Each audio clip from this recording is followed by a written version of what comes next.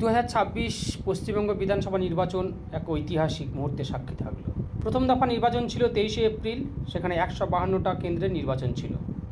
আমরা জানি উত্তরবঙ্গ মানেই ব্যাপক গণ্ডগোল, রাহাজানি, ছাপ্পা, রেগিং, কিন্তু এবারের ছিল ঐতিহাসিক নির্বাচন। বেশিরভাগ ক্ষেত্রে নির্বাচন কমিশন সফল, দু একটা বিক্ষিপ্ত গণ্ডগোল ছাড়া আর কোনো সমস্যা হয়নি, গণ্ডগোল হয়নি, ছাপ্পা রেগিং হয়নি। যে উত্তরবঙ্গ ছিল একটা সময় শয়তানদের আখড়া, ব্যাপক পরিমাণে রাহাজানি, ছাপ্পা রেগিং চলত, সেখানকার মানুষ আজ শান্তিপূর্ণভাবে তাদের গণতান্ত্রিক অধিকার প্রতিষ্ঠিত করতে পেরেছে। এবং এক্ষেত্রে অগ্রণী ভূমিকা নিয়েছে যারা, তারা হলো পরিযায়ী শ্রমিক। যে দু একটা বুথে সমস্যা হয়েছে, গণ্ডগোল হয়েছে, সেজন্য নির্বাচন কমিশন সিদ্ধান্ত নিয়েছে পুনর্নির্বাচন।